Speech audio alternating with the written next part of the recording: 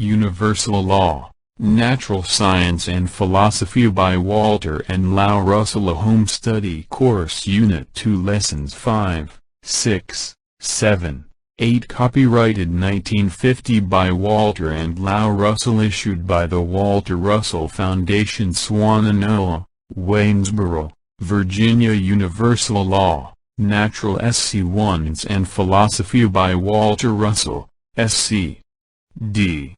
Lesson Number 5. The Walter Russell Foundation, Swannanoa, Waynesboro, Virginia. Copyrighted 1950 by Walter Russell. Prayer. Scientifically explained the power of prayer. Today I wish to supplement everything I have told you about meditation, or communion with God, and talk to you about prayer, which is the basis of meditation and out of which meditation grew. Prayer is the mightiest of man's powers, for through prayer, if understood and rightly used, man may have anything he desires, attain the loftiest heights, or extend his powers to others for their exaltation. Degrees. Rightly and knowingly used, prayer can transform one's own condition, or that of the whole world. Degrees. If prayer is not rightly and knowingly used, the time consumed is wasted, for it will be of no avail.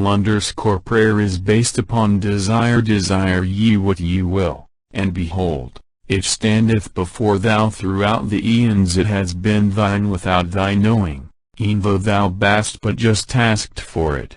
Sit thou not and ask, acting not, for unless thou reach out for thy desire, it shall not walk thy way to thee unaided by thy. 67. Universal Law, Natural Science and Philosophy, page 68. Strong arms.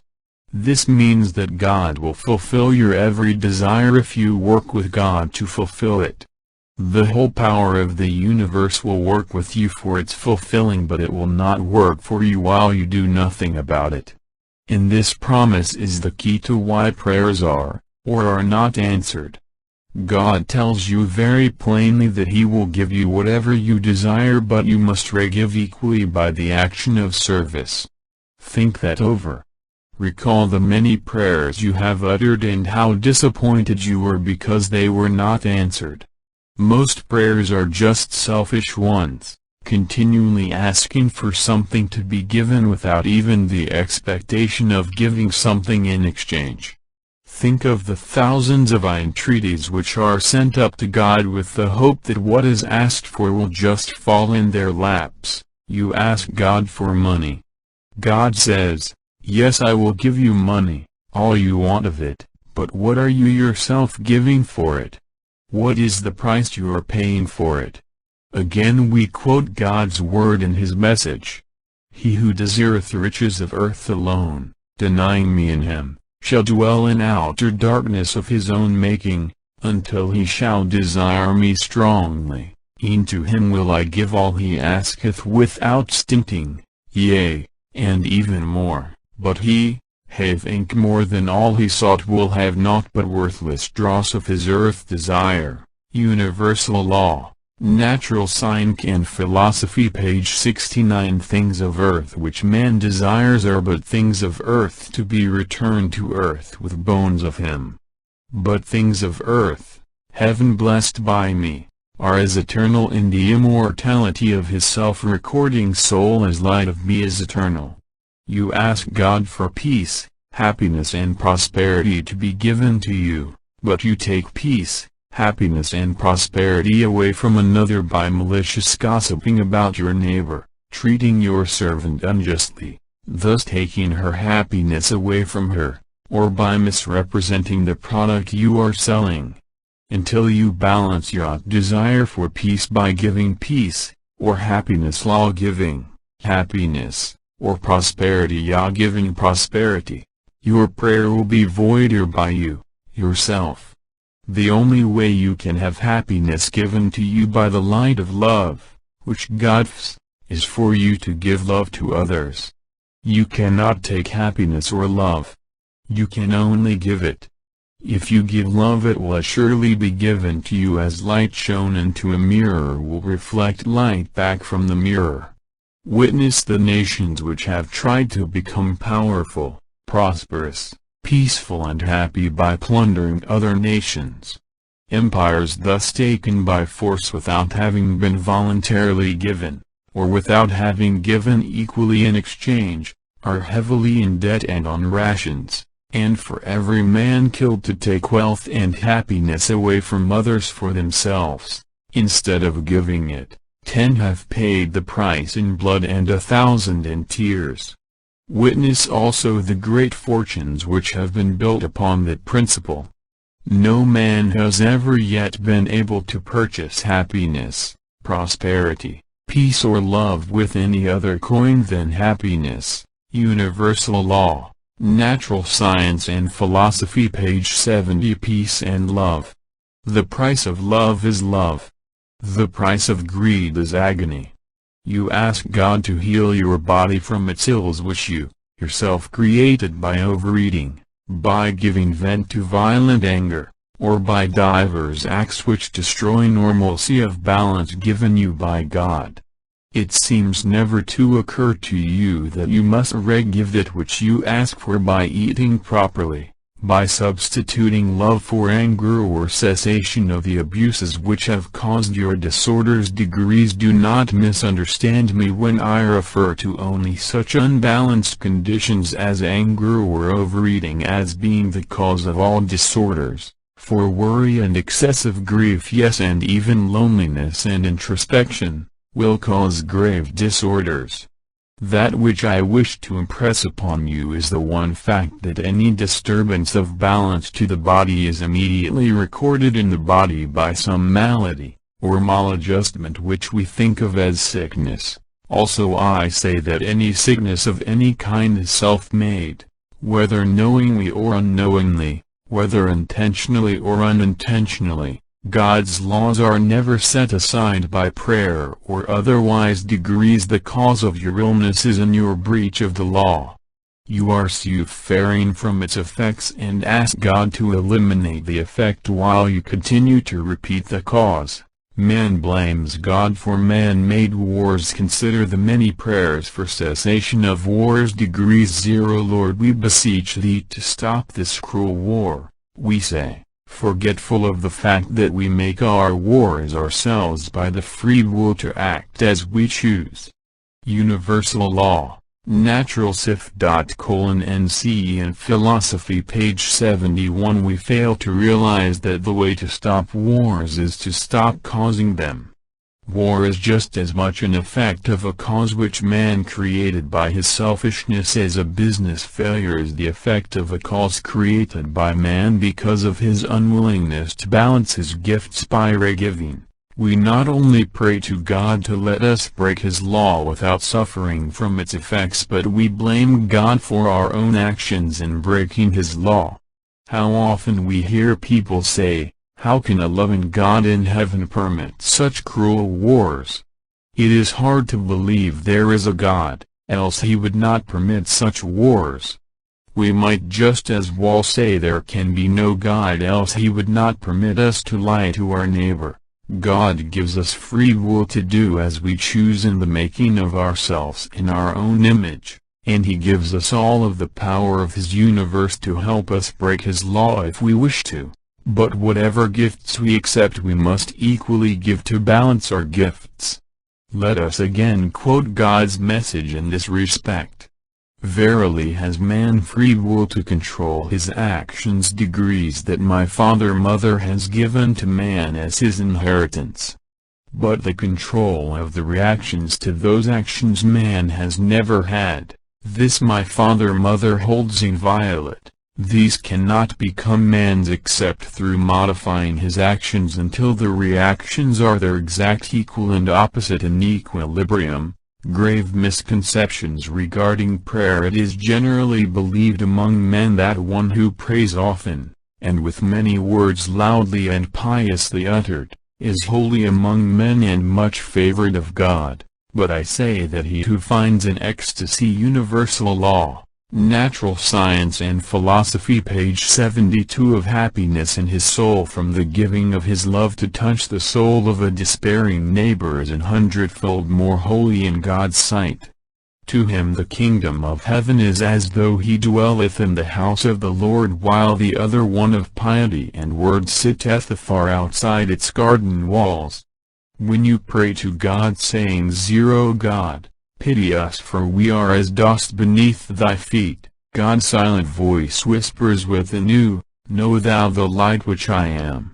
Thou art man, exalted in me.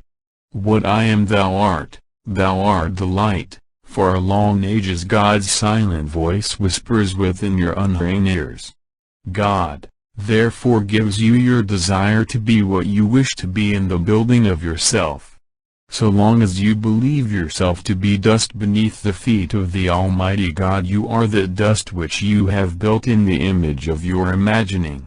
When you pray to God saying, "God have mercy upon me, a miserable sinner," you have not prayed to the one God of love, creator of his universe of love, creator of you to manifest his love, for you do not know him.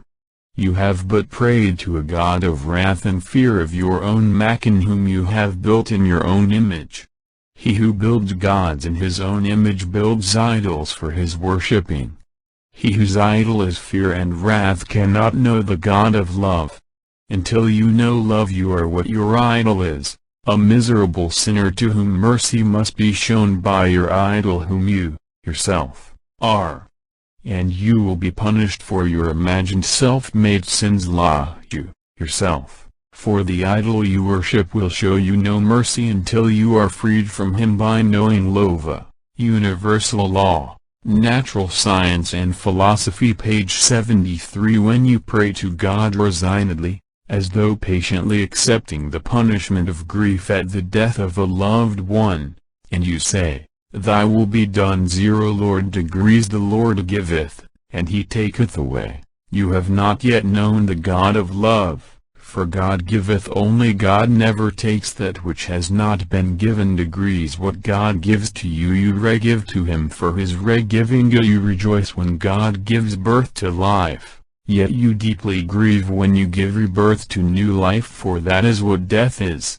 It will be many decades before man as a mass comprehends this idea, which is commonplace thinking to cosmic man, but you, in whom the seed of cosmic thinking is being sown, will go to your neighbor and sow it in his consciousness, and he in turn will do likewise, until man in the mass will be transformed from barbaric man who still crucifies love to cosmic man who is love. Degrees. Tomorrow we will give thought to the deeper meaning of prayer, Universal Law, Natural Science and Philosophy by Walter Russell, SC.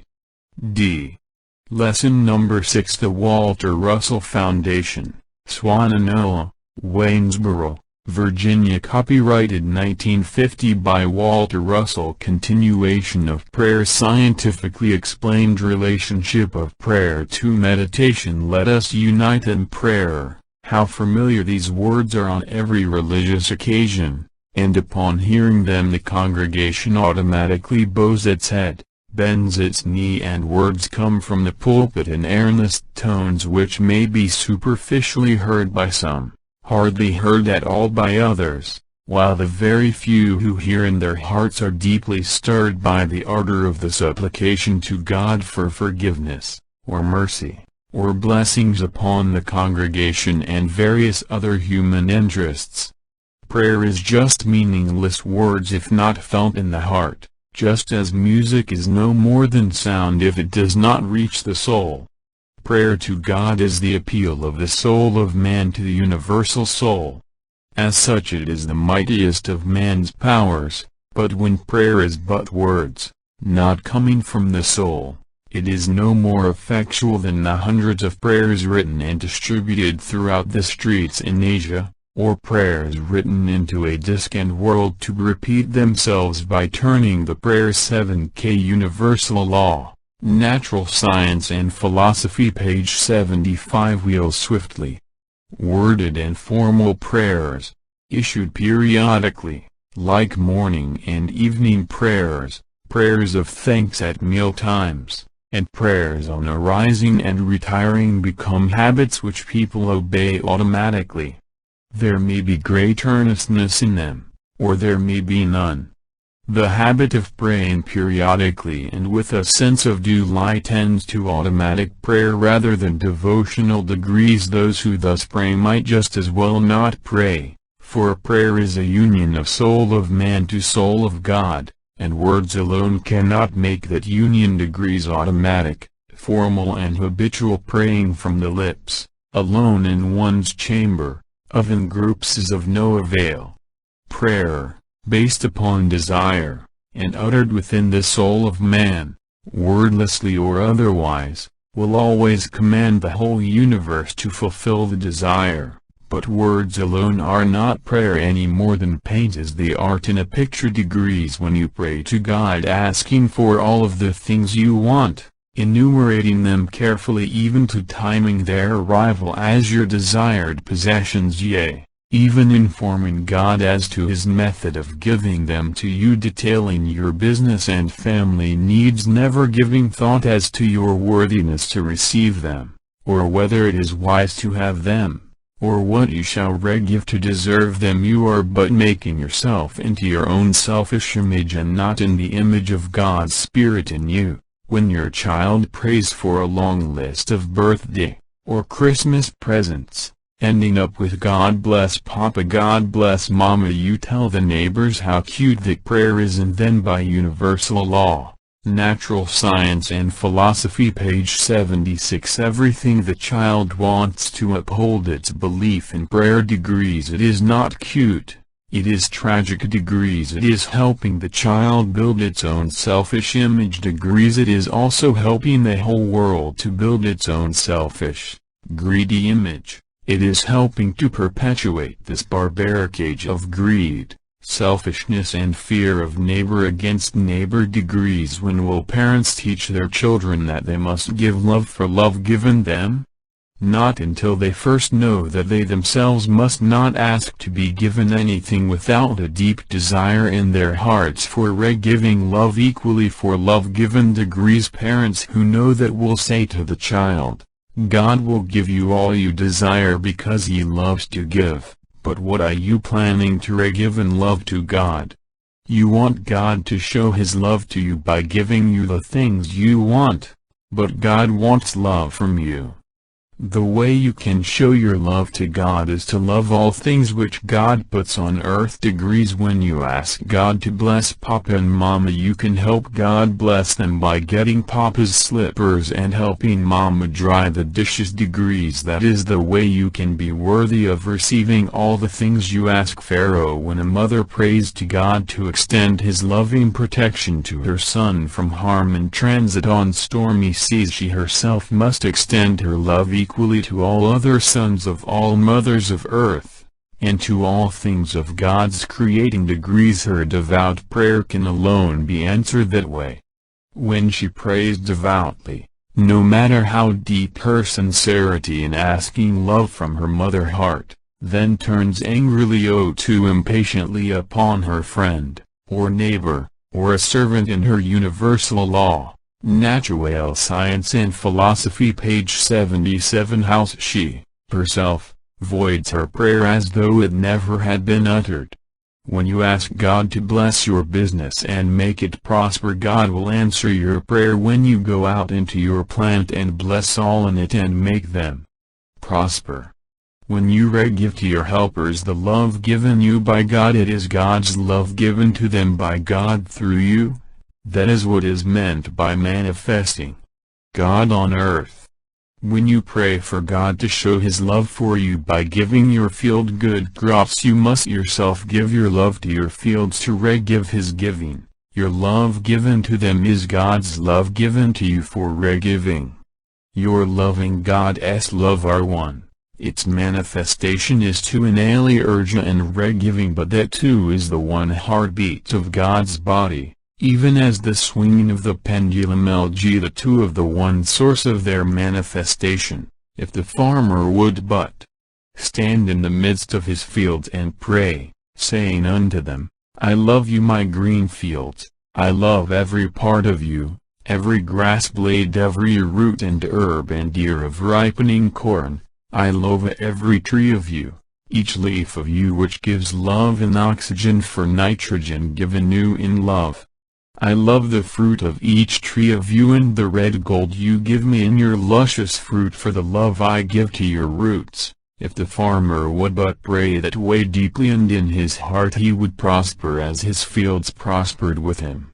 And he would know no fatigue for love given, for a love given is never work, and there would be a light in his eyes and inner joyousness in his heart which naught but the manifestation of love given on earth as it is in heaven can ever give to man. Universal Law, Natural Science and Philosophy, page 78. Again teach us how to pray. He who can say in his heart, I and my Father are one, and feel the ecstasy of that unity, is continually in prayer. Even as he is continually in liberty and continually breathing, his prayer is like unto his inward-outward breath which is forever with him, forever vitalizing him. Degrees. He who knows the light of love in him does not beseech the Father Mother of the universe for his next breath, nor for his next heartbeat, for he fully knows that his heartbeat is one with the universal pulse, and that for which he would needlessly ask is already his.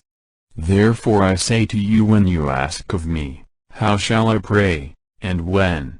I say to you, as you live and breathe continually, so shall you be in prayer continuously as you are in life and love.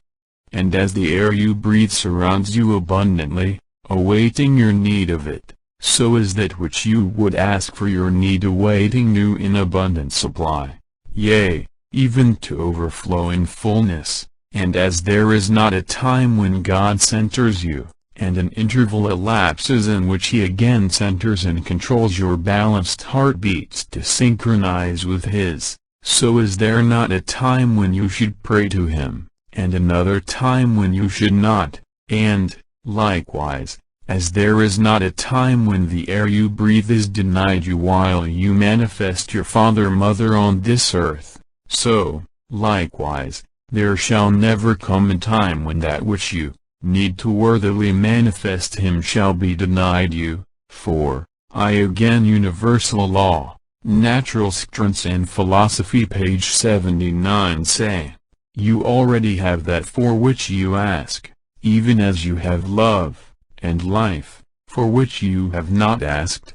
If there are times when you would like to put words to your desires to give them form, let not your words be from your lips, nor give voice to them. Say in your heart when sorely perplexed, Be thou thee in me my Father, and know him as your very self. Your problem may be great and your wisdom in doubt to yourself. If then you would say, Father, stand by, I deeply need thee, it might mean more in assurance to you, but to our Father it weighs not one whit more than saying it in your heart. So pray to him that way if it comforts you to thus commune. If sleep will not come to you for heaviness regarding your dealings with a friend, write your questioning upon your heart with desire that love shall guide you. Then sleep in peace and know that the answer will be written in balanced rhythms where the question has been erased. And if your handiwork goes not to your liking, having too much of your earth self and its sensing instead of knowing liking and not loving, diverted by sounds of earth from hearing the silences of heaven which borns them on earth, then, I say, open wide the doors of your soul and let God in to work with you. Rejoice then in your again renewed ecstasy as you again think your work knowingly with God, creating with his hands and yours as one.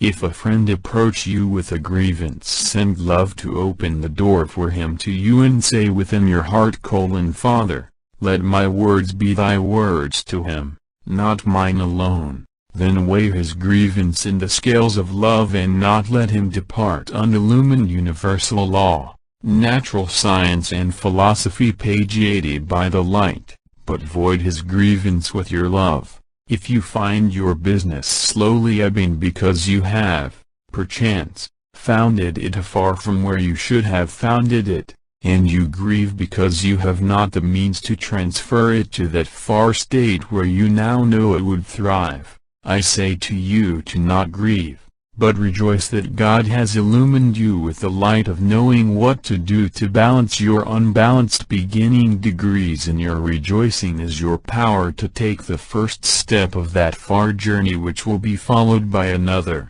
and still another one, even as one breath forever follows another until that far state is beneath your feet. In answer to your prayer degrees, know you, however, that all the prayers in all the world would have been as soft blown winds on desert sands, had you not given to your Father, even as he has given to you, working with him, step by step and breath by breath, to balance that given to you by him to manifest you on earth, with that which you give to manifest him in heaven. Degrees he who would become a music master and grieves because he has not the means to meet the years ahead to so become, already has the means to play his first note. Degrees, and when that first note is played he has the means to play the second one. Degrees, therefore, I say, that he who takes his first gift from God, and gives to him, will find that first gift to be a trickling stream,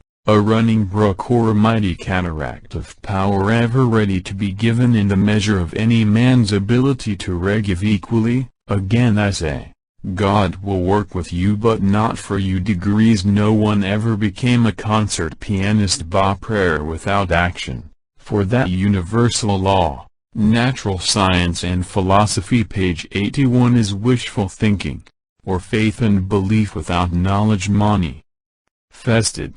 If you are low in spirits because of some fancied hurt, or have been too much alone and would balance your self-awareness with God-awareness, let your prayer be a desire for realization of your high place in God's universe. Say within your pulse beat, wordlessly, I, my Father, am not alone.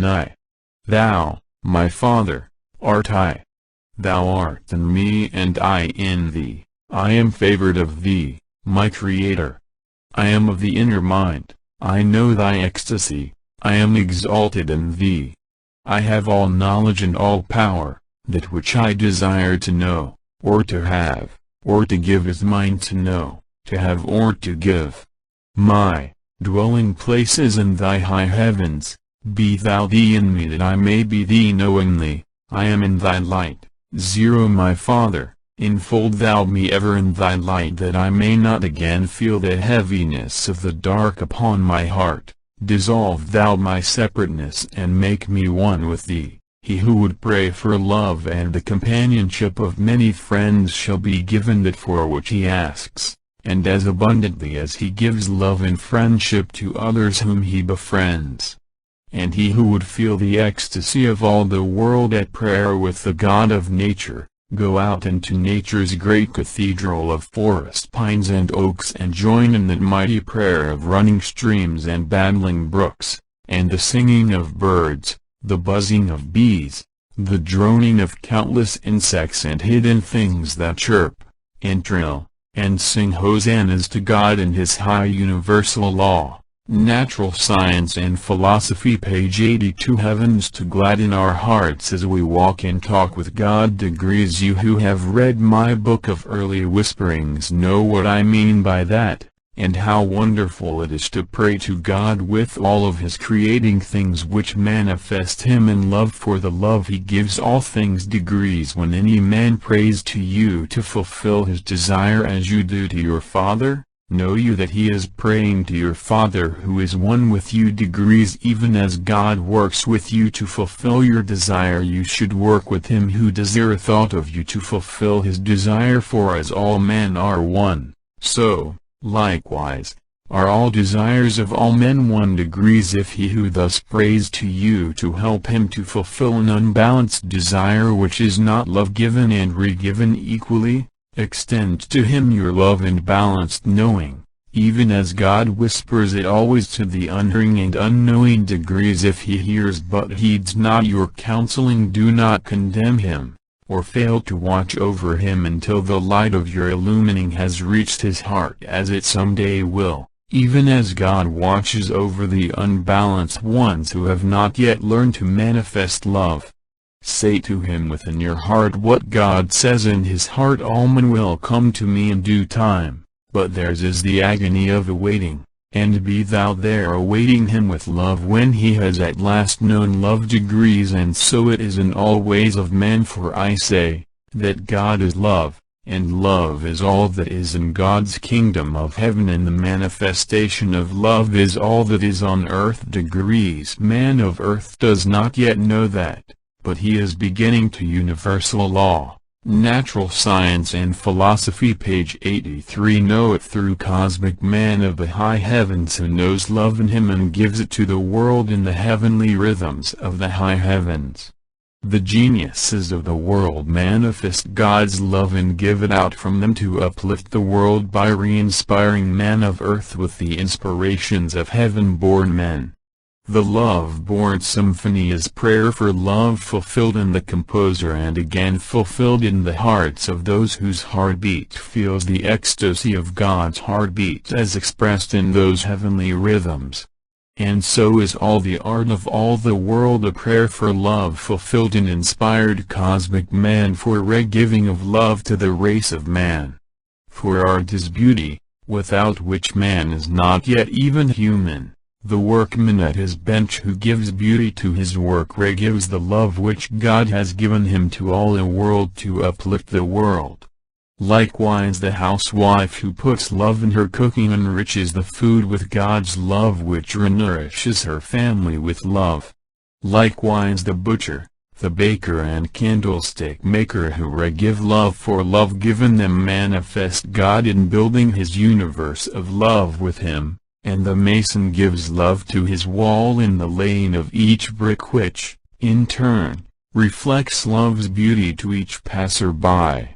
Beauty thus given by the mason and reflected to man is the light of the kingdom of heaven extended to man for his illumining, the dawning transition of man, the new age of cosmic man which you and I are unfolding for the saving of mankind from self-suicide by the barbaric dealings. Universal law, natural science and philosophy, page 84. Of man with man is a transition from believers in a far-off God of fear whom they fear, to knowers of a universal God of love whom they love. Those cosmic ones who know God are the cosmic thinkers, inspired geniuses and illumined mystics who know God within them and see God everywhere.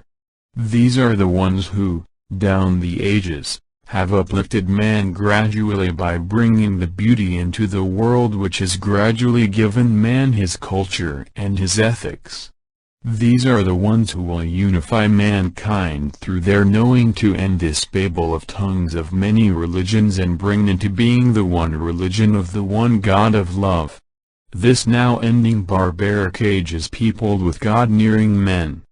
The dawning cosmic age is to be peopled with God-loving men. The coming cosmic race of men will know that love is all there is in God nature and that the expression or manifestation of love is all there is in the nature of the physical universe. It is my responsibility to so clarify the above statement that you will thoroughly understand the basis of what is called evil or bad, and it is your responsibility to teach it to others so they will gradually comprehend that a universe which is founded upon balance cannot be unbalanced, or one founded upon good cannot be bad. When you understand how unbalance, which is the basis of the idea of evil, can seem to be overthrown but can never succeed, and that good can seem to be overthrown to create that which we call bad, you will readily see how the race of man has made itself suffer through gross ignorance. Universal law, natural science and philosophy, page 85. Conversely, you will as readily see that the only way to conquer evil, bad, illness, failure, fear, worry, superstition, greed, selfishness, loneliness, grief, or even death itself is through cosmic knowledge of the light which gradually illumines the consciousness of man, which is in absolute control of man's body, and of his own unfolding through that control, you who are readers and deep students of the message or the seed of the coming cosmic age, you, who know the message in your hearts, know God's command to me, which likewise means you. I will again read that part of the message which refers to the method which you and I must use in making the transition of man, which will bring love into the world. You will find it in the Book of Beauty, chapter 5-1-35. Verily I say, the dawn of cosmic man is in its beginnings. Go thou, therefore, to all the world and sow the seed of thy knowing. 60 Thou shalt sow the seed of knowing man in unfolding man's progression, and no rest shalt thou know until thou hast well fulfilled thy task. 70 Through cosmic man the unity of man begetteth. 80 Many are they who know me in them. Sow thou the seed of beauty, love and balance in them, and multiply thou them until their legions shall illumine the dark of man's barbaric ages with my omniscient light. 9. Say thou to thine appointed ones, these, my words: Thou art love. Thou art beauty, thou art balance. Go thou and give love, beauty, balance and truth to thy neighbor. Universal Law, Natural Science and Philosophy, page 8610. Think not of doing great works in my name. Go thou to thy neighbor, think thou of thy neighbor alone. One seed sufficeth not for a meadow, but out of one seed cometh a sheaf of 10. As many sheaves filleth great granaries, even so will thy sheaves of 10 encompass the whole earth to bring into being the new age of cosmic man. Say thou these, my words, to thy neighbor. Go thou to 10 men who will believe on thee, and multiply thou them by 10, and yet another 10, until a legion shall be as a wall of granite beneath thy feet. Heed thou my commandings, and sow thou my seed of love, lest man destroy himself by his continued desires of earth, knowing not me in him. Be not neglectful of thine own tasks, my son. Leave not to others of lesser knowing that which thou thyself must do. That which must be done for cosmic man to come must have thine own self in it. He who conceiveth must first unfold his concept. The mason layeth the stones of the master's thinking. Thou thyself must impart thy knowing in the light of thy anointing to cosmic man, who will build thy knowing and mine into balanced rhythmic forms with me. And out of the knowing of thine anointed legions a new world of unified man shall spring. 184 Where thine anointed shall gather together to thus unify man through his knowing of the light of me in him, there shall I be in their midst. And they shall not fail. Universal Law, Natural Science and Philosophy, page 87. Conclusion. Just as Lao and I are giving our entire lives to sowing the seed of the cosmic age through you, which is our responsibility, we know you will give great heed to the above words of our Father, and realize that they are addressed to you as your responsibility. These words you have just read do not demand that you give up your lives to help mankind make the transition. It simply means that you should live it and thus be an example to your neighbor. It means living it with your neighbor by making your dealings with him conform to the teachings of the message. When people are asked to work for most causes, it generally means to give up something, or make some sacrifice to do it. This requirement of our Father reverses that thought, for if you actually practice the love principle of first giving, you will find that you will have enriched your life in every respect instead of subtracting from it by needless sacrifice, which actually gains you naught, nor helps another, and very often hurts. If you could keep the most important working thought of life before you always, and put that thought into every dealing you have with everybody, your patient, your client, the man you are selling to or buying from, your servant and your neighbor, you would soon find yourself in a very different kind of world of your own making for yourself and for all mankind.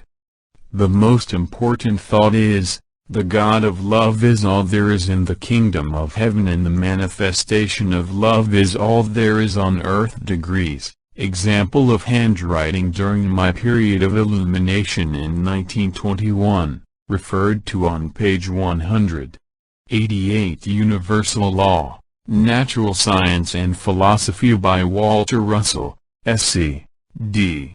Lesson number 7. The Walter Russell Foundation, Swannanoa, Waynesboro, Virginia. Copyrighted 1950 by Walter Russell. The story of my illumining eye. And now the time has come when I shall try to tell you of the greatest thing that can happen to any man in all the world, as it happened to me, the illumination into the godlight of cosmic consciousness, the ultimate goal of all unfolding mankind to come at the end of an eon's long road, which began in the dark of sensing alone and ends in the glory of the light of all-knowing in God's kingdom of the high heavens, where soul of man and God are one.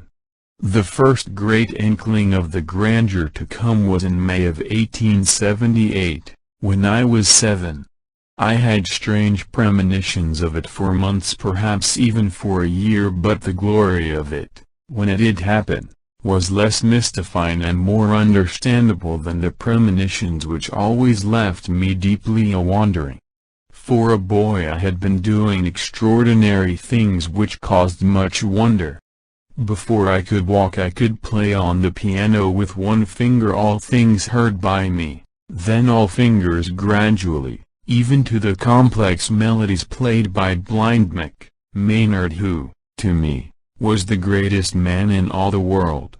89_ Universal Law, Natural Science and Philosophy, page 90. Mr. Maynard lived in the dark, but walked and talked with God in the light.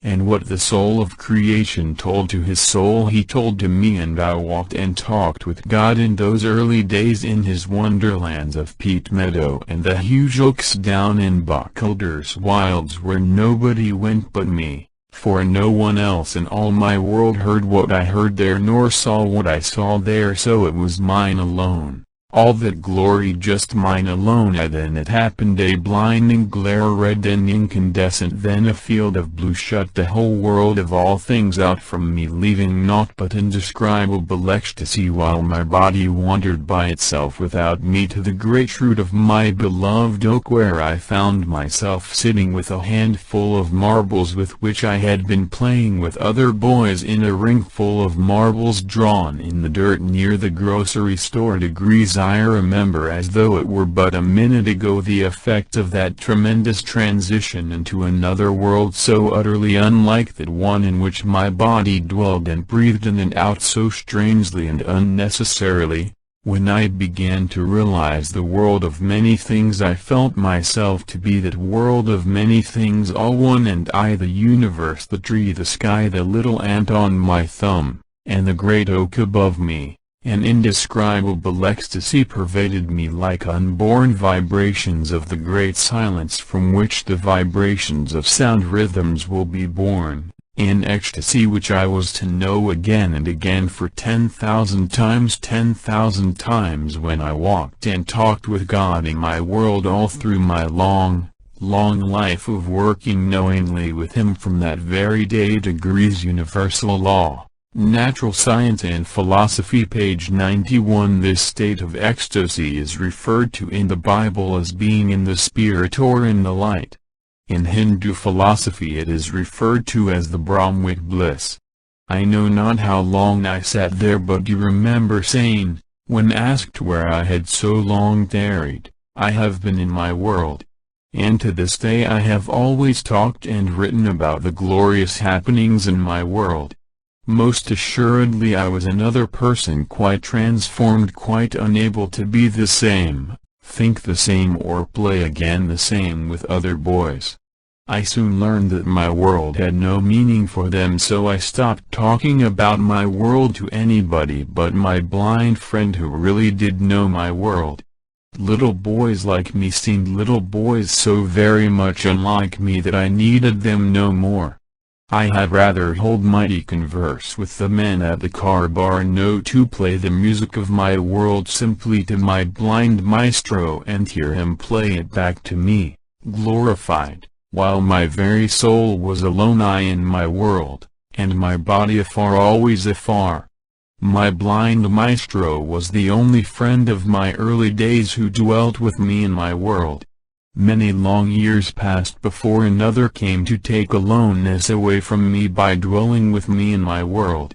7 years passed, and each year, always in May, the doors of the light which opened into my world, gave me those few days of more illumining, more knowing of the rhythms of God's thinking which registered in my soul and tried to find birth in sounds, and colors, and forms through me. I played Chopin, Mozart, Handel, Universal Law, Natural Science and Philosophy page 92, Bach, and Beethoven in ecstasy, for these men dwelt with me in my world day by day for it concerned me not one whit that their bodies had passed. Oh no, I had long since been taken out of school and put to work. God would not let me read books. He became my teacher and closed the books which I would open. Things said in them were so unlike the nature of things in my world that he guarded me against their intrusion to blur the clarity of things I visioned in the light. I found that whatever I wished to know I could know by just desiring to know in my heart. If I wished to know music, it came to me in overwhelming fullness, and I spent glorious hours in the forests listening to celestial rhythms which sprang into being from forest silences, and fed my soul with the colors of nature turned inside out for me to see their source with inner eyes, the outer ones being too dimmed with tears for seeing. For then in my 14th year came the second great illumining, at a time when my body had been declared dead by the doctors, and undertakers were arriving. Black diphtheria had destroyed my throat and shut off my breathing. Then again came the great light which had come to mine, my first illumining, and I rose from my bed perfectly healed, to the great amazement of my weeping parents and to the doctors, who found that my throat was perfectly healed. During the period of complete unawareness of my body, and cessation of my heartbeats, I had complete consciousness of knowing from the moment of that severance of electric and conscious universal law. Natural Science and Philosophy page 93, awareness which I will later describe from a scientific basis. Degrees from that moment I fully knew that God had a purpose for my living, to manifest Him by a life of demonstrating the power of man who knew God in him, and worked knowingly with Him. This I fully knew. But I did not fully know of the transformation of unfolding man into his next cosmic age until the full illumining of 1921, when my years were 7 times 7. No words of mine can quite convey as much meaning as those set down in the Divine Iliad itself in reference to this event which God calls to take place in order that I should fulfill His purpose by conveying His message to man, for which I then knew that I was being prepared. These are the words as written in the Divine Iliad in 1921. It had been given me to know that regeneration of the body from that which man calls death is within the range of power of inner thinking if the soul has not left the body, meaning no longer controls the body through a centering consciousness. The disease which man calls black diphtheria, or black plague, had so disintegrated my body that my soul made ready for its departure, and I was pronounced dead by man. God took me unto a high mountain top, where inspired man as God-man, and there gave unto me higher knowledge of the power of regeneration of my body through His all-knowing light, through the red-violet world, and the red world to the world of pure white light beyond the world of blue, and back again to the world of pure white simulated light beyond the yellow world.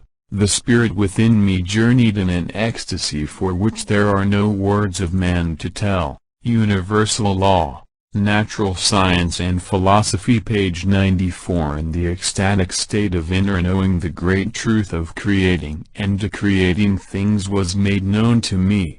That majestic swing of the cosmic pendulum spelled out for me the glorious rhythms of things to be, and then, not to be. The mystery of soul was mine, the souls of all creating things. The memory of 10 times 10,000 lives mirrored themselves in light from their records on my soul to tell me that my body was still new, that a time of disappearance had not yet come. It was then given me to know that the power of revitalization of X body was mine, and I, who had been pronounced dead by man, lived strongly in the body. Each year in May, year after year, came those 10 or more days when I sought the forests to be alone with God. Each year one became slightly more aware of my purpose, which I was to know fully in 1921. It was enough for the time that I was made aware of the fact that I must demonstrate tremendous versatility to prove to man that whatever he desired to do he could do. And so the years of preparation passed, each one, however, evidenced by doing something that I had never done before, or not even thought of doing. And each 7th year was marked by the doing of something extraordinarily different than I had ever before done, such as painting the Might of Ages at 28, the designing and building of many buildings costing millions during the following 7 years, while painting the most beautiful children in America, then introducing figure skating in America. Universal Law, Natural Science and Philosophy, page 95. Acquiring personal masterliness of the art in addition to painting many portraits and writing many books. And so the years of intensive preparation passed until May, in the year of 1921, when the supreme experience of the anointing of light became mine, and my world of light and the ecstasy of it was once more mine in all of its fullness. Then came the day of intense premonition of something strange in the world, such as I had before known after its happening but not before. A certain ominous and mysterious something in the very light of the sun, and in the air, compelled me to seek the privacy of my own chamber to await that which must be again coming, for the time was here. I afterwards found that magnetic sunspot storms tore man's cables from their beds and disrupted the telephone and power systems of the nation during the middle of May. While that intense severance of consciousness from body again took place and made me just a soul and a mind again, hardly aware of my body, and made my body dependent entirely upon instinct, entirely controlled by instinct, as it once was 1,000,000 years ago. The great light of my first and 7th illumining again came, and again I found my universality in that ecstasy which is the only emotion of the God nature. That ecstasy is the one unchanging and constant mind state which inspired man always feels in variable intensity as measured by the intensity of his inspiration. Owing to a lack of knowledge of God's electric universe, and universal law, Natural Science and Philosophy, page 96. Man's relationship to it. No man of past ages has ever been able to give a satisfactory explanation of that instantaneous flash of red-orange light which completely blinded me for an undeterminable interval, which was followed by a feeling of being bathed in a great sea of blue. The explanation of that light flash which Paul and other cosmic conscious men have experienced, is that there is an electric short-circuit between the two lobes of the brain which causes a flash of light at the instant of severance of consciousness from electric sensation of the body. So such a flash occurs at the moment of death in all cases, and has been photographed many times. The light of spiritual consciousness centers the divided, Odds polarized light, which constitutes the electric awareness of sensation in a body. 0 Normally there is a complete synchronization of consciousness and sensation, but when the severance takes place, which makes the body seem like an unattached and remote appendage,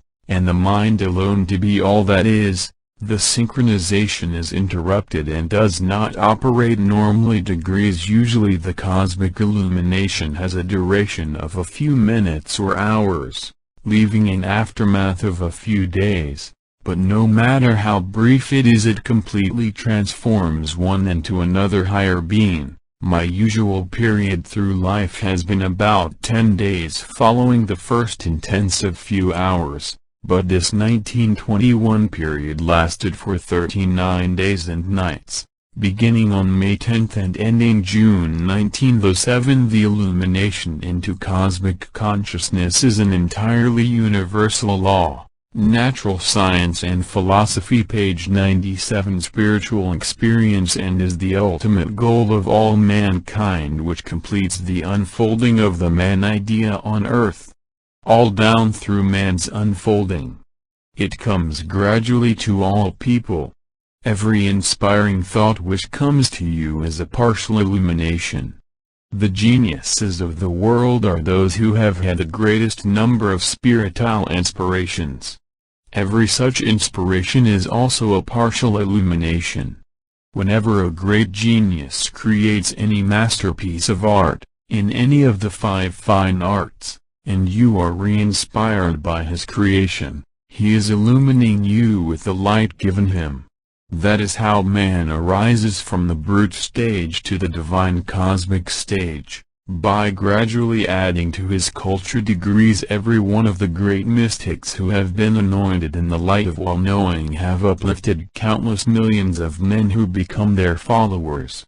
The great religions of the world grew out of the illuminations of such supreme mystics as Buddha, Muhammad, the unknown mystic who wrote the Bhagavad Gita, which became the Persian Bible, and Jesus. Degrees of these. Jesus was, in all probability, the only fully illumined one, as he alone fully understood the love principle as the basis of creation, and the magnetic light of God as the source of creation. He alone of all the mystics had all-knowing to the extent that he so fully comprehended his divinity as Son of God that he could say "I and my Father are one" and know what it meant. Full illumination is the goal of all mankind. It is the Christ status which no mystic of past ages has acquired, but all men will acquire when the journey of unfolding man on this planet universal law, Natural Science and Philosophy, page 98, will have been completed. There have been quite a number of lesser illumined mystics whose teachings and works have exalted mankind in varying degrees, such as Lao Tzu, Confucius, Plotinus, Paul, Isaiah, Socrates, Jacob Behmen, Spinoza, Leonardo da Vinci and Swedenborg. These were very close to the light but were not fully aware of their absolute unity with it.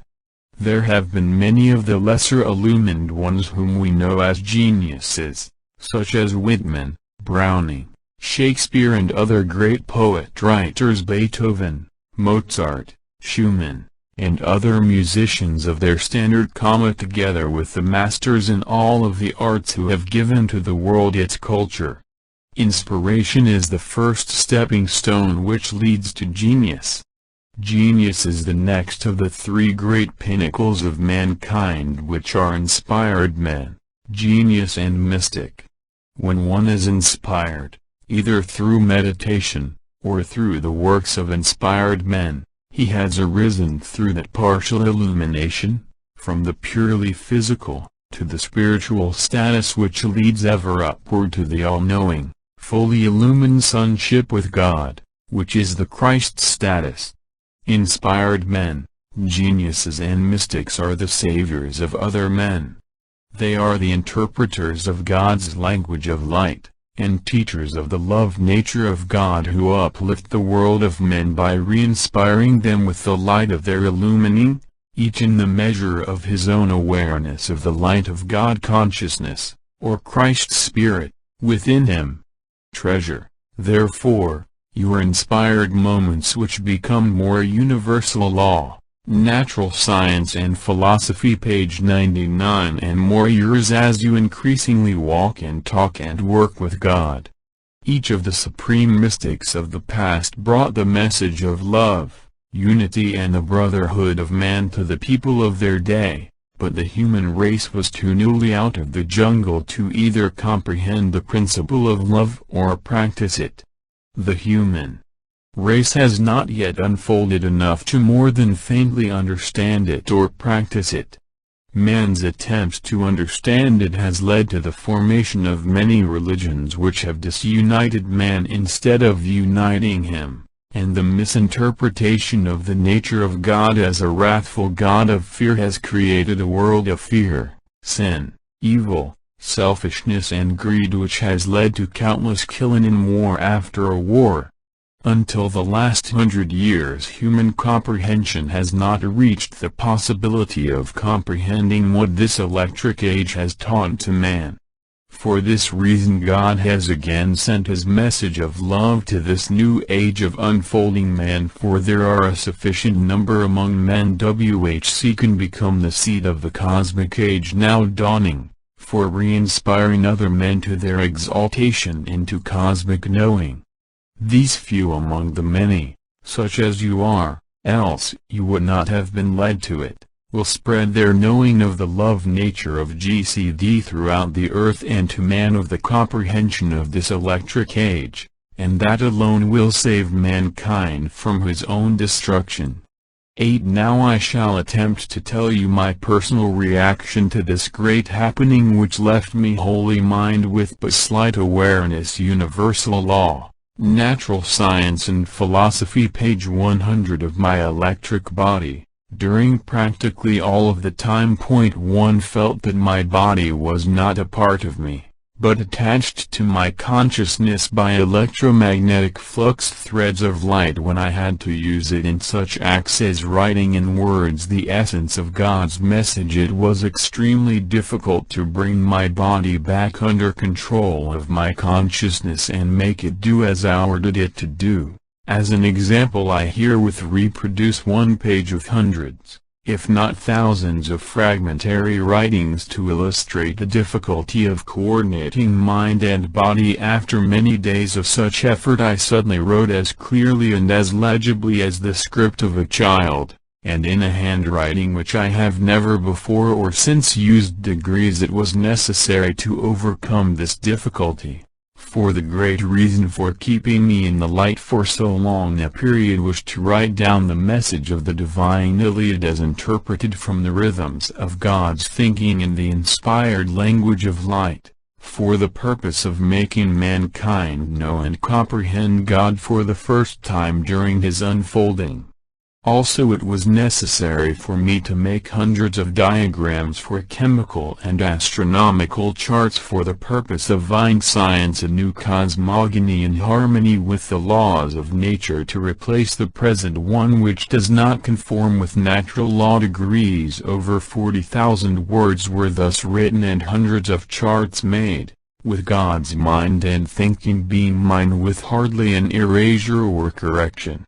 You who have read the books of beauty, love, desire, healing and other parts of the divine Iliad surely know that I alone could not write such rhythmic and masterly literature, nor can any man at any time produce masterly art except universal law, natural science and philosophy page 101 while in the ecstasy of working knowingly with God.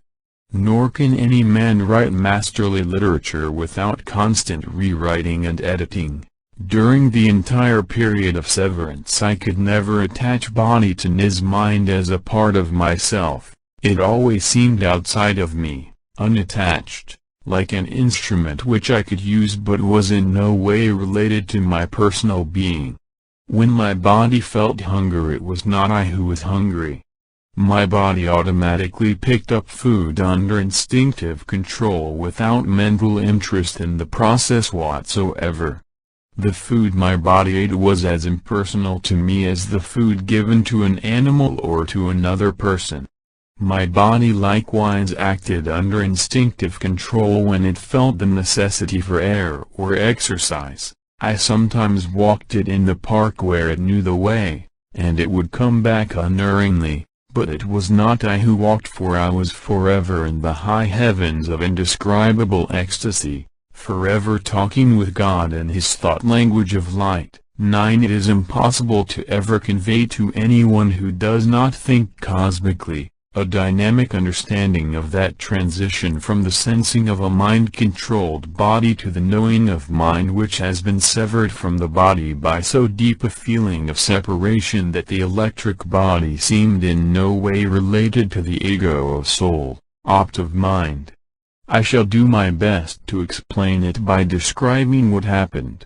I cannot relate anything to time, for time ceased to be. All universal law, natural science and philosophy POW.EIO2 I can say is that there came a time after that blinding flash in which I became aware of knowing all things. Somewhere in the Bible it says something like these words, "Ye shall have an anointing of the Holy Ono, and ye shall know all things." On the face of it such a statement seems incredible, but it is not. Our concept of knowledge has been built upon the complexity of multitudinous effect instead of the utter simplicity of the cause of complex effect.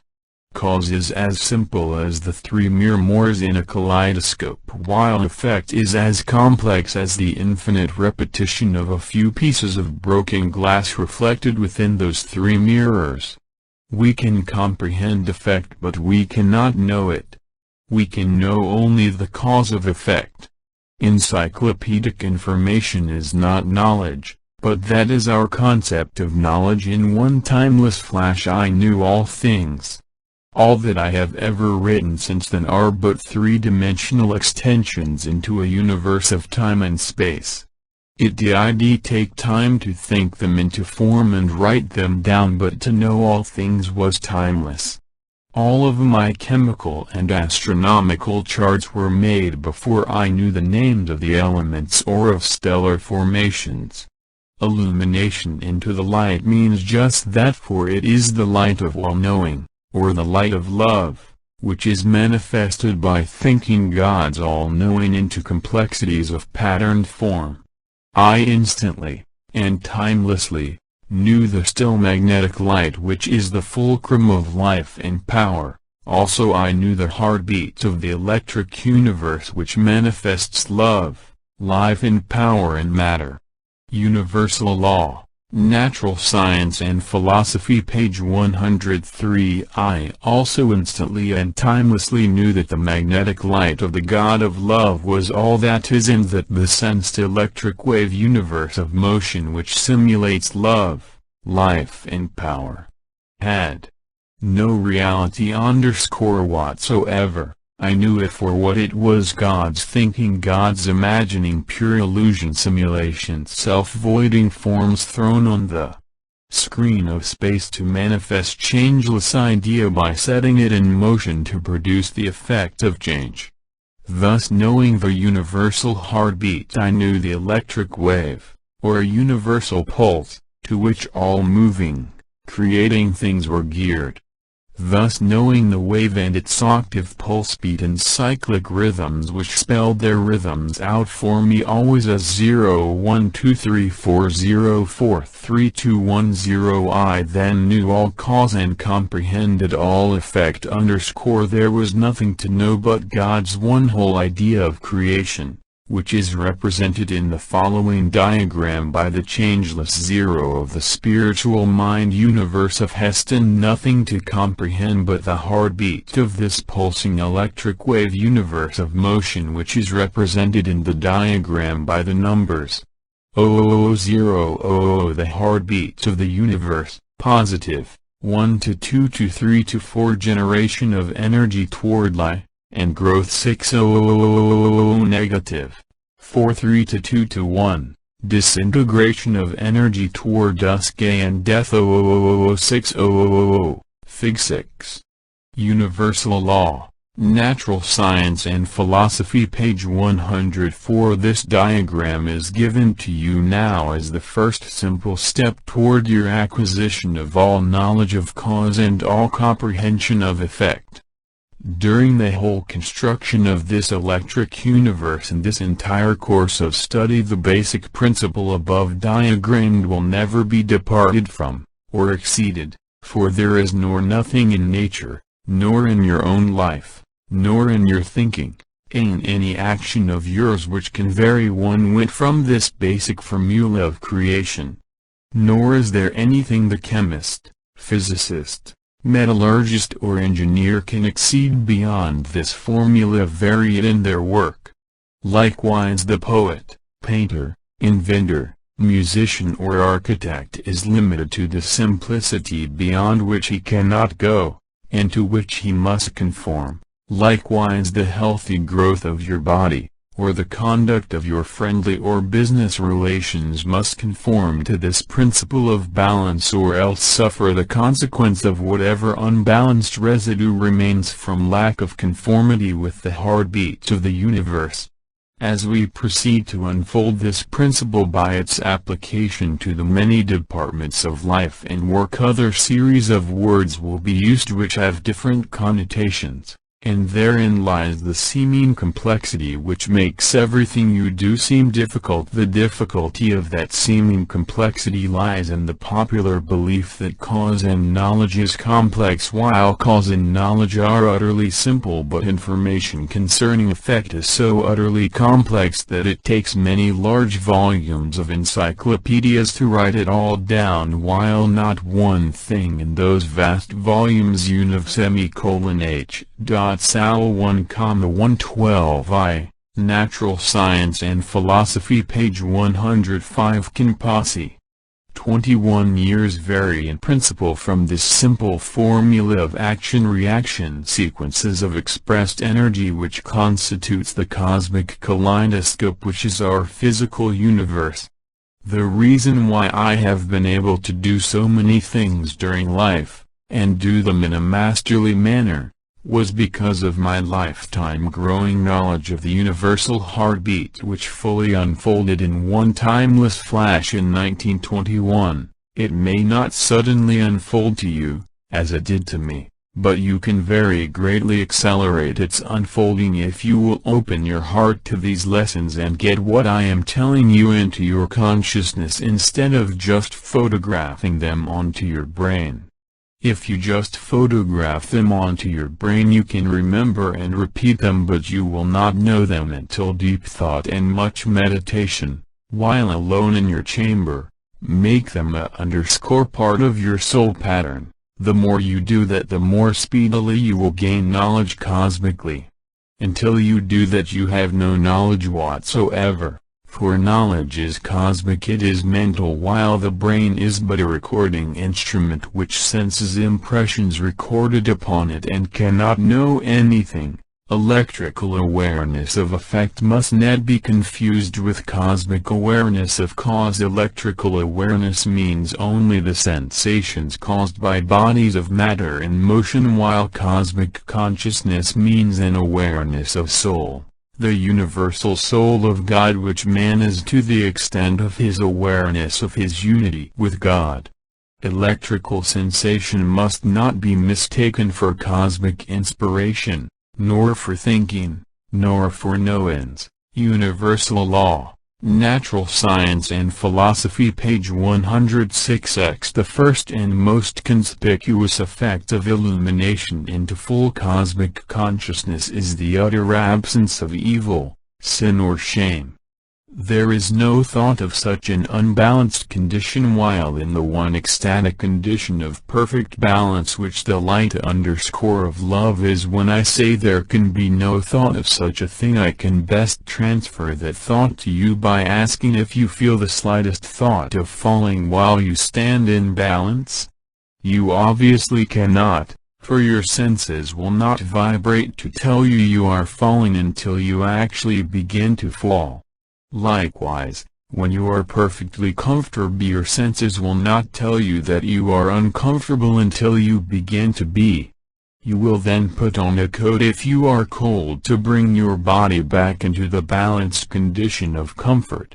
Illumination into the light of cosmic consciousness transports you immediately into the light of all-knowing of cause, which balances and controls all effect. The cosmic spiritual light is Balanchio, that which man calls evil, or sin, or shame, or any of its attributes such as anger, jealousy, worry, fear, cruelty, lust, or the greeds which lead to murders and wars, are unbalanced conditions created by man who has not yet learned the law of love, which demands equal interchange between all opposite conditions in all human relations. Man, himself, has manufactured evil, sin and shame because of the impossibility of keeping himself in balance because of his universal law. Natural Science and Philosophy, page 107. Greeds, which impelled him to take what he wanted without giving in order to be re-given. There is no such thing in nature as evil, sin or shame. Nature is never unbalanced. The heavens give of light and rains to earth, and earth gives equally of her forests, and crops, and vapors, which replenishes the heavens. That is nature's manifestation of the law of love, which keeps nature ever in balance. I will give you another diagram to illustrate the love principle. This will be one more step in trying to transfer to your comprehension that state of balance which kept me in the one ecstatic condition of cosmic consciousness for so long a period of severance of mind from the sensations induced by the electric thinking of mind, from which bodies appear, disappear and reappear in endless sequence. 00043, Giving. Giving 1 to 2 to 3 to 4 6 to 4 to 3 2 to 1 to 0 Balance. Motion. Balance, motion. Balance at 0 Figure 7. The love cycle. As you see, I have again used the same formula of rhythmic balanced interchange in all transactions of nature. I have but used different words to express different ideas. And I shall continue to do so whether I talk to you from the chemist's laboratory or from your business office, or about your home and friendly relations. This I shall do until you have all knowledge and all power to control all effects which you set in motion. Universal Law. Natural Science and Philosophy, page 108. As every effect which you do set in motion is a pendulum which will return to bless or smite you in the measure of your knowledge, or a lack of it, it is imperative to your welfare that you open your heart and soul to what is herein written, and not sift it through any traditions, or cults, or teachings which have been so deeply impressed upon your brain. 12 years. Sensations. 02 Emotions that all you have accumulated in a lifetime are but abstractions which you forever repeat but cannot possibly explain. That which your brain alone has recorded you do not know, and, therefore, cannot explain to others, or even to yourself. That which you know in your heart, and is recorded within your soul, remains with you throughout the ages, and is reincarnated within the seed of you for adding to it life after life as you journey through the ages to your final goal of complete unity with the light of God, which you are gradually knowing, a little at a time, as you walk and talk with God to know Him in you, more and more, day by day. 11 Those of you who have read The Secret of Light and the Message of the Divine Iliad know much of what has been written down by me during those 39 days. I have given to you all that can yet be given, and the other volume will be published as you become ready for more of it, and as the world becomes ready to receive it. There is much in the message which probably will not be published during my lifetime. Much which is personal in the nature of instruction as to time and method of delivery of the message. Universal Law. Natural Science and Philosophy page 109, and much which reveals my own shortcomings to me in order that they may be avoided and thus jeopardize its delivery. I shall now give you some of these unpublished pages so that you may know how explicit is every detail of the unfolding of any of God's plans when you work together with God as one. I hereby quote, "Thou art the light. Content: Thou never shall be with the reflection of the light in man's outer vision. Content: Thou never shall be in man's universe of dimension. Content: Thou shalt be only when in communion with me upon thy mountain top. Thou art ecstatic man, thou art the herald of ecstatic man to come. Thou art to unloose the bindings with which man has bound himself. The ecstasy of my light is thine. The agony of man's revilings shall be thine in generous portion. Heed them not, my son. O the capacity for ecstasy is measured only the capacity for suffering degrees, therefore rejoice thou in thy suffering. Gather thou all the nations of the earth and sing to them my words written for ecstatic man in light upon thy pulsing heart. Go thou in all humility and heed not thy crucifixion in the hearts of 10 times 10 million men. Universal Law, Natural Science and Philosophy page 110. He who comes to man bearing inspired 1E2111 Jekyll does man crucify. Crucifixion awaits all inspired messengers of the light. Truth lies beyond the crucifixion degrees to tear down the idols of man and open the doors which lead to eternal life. In the knowledge of the light shall be thy father_mother's work to do. Teach thou those laws by which a universe is bound. Such laws are within the comprehension of men and none are beyond it. Avoid thou, therefore, such wordings as psychic things and powers, and occult things and powers which must lead man and tempt him toward his early imaginings, and answer thou all questions dynamically. All man's questions are answerable in light. Thou art light. Thou canst answer them. Confine thy teachings to thy written words translated from thy father-mother's rhythmic words in light. Preach not thou, nor teach, beyond what thou hast written down, for thou art man and full of man's failings.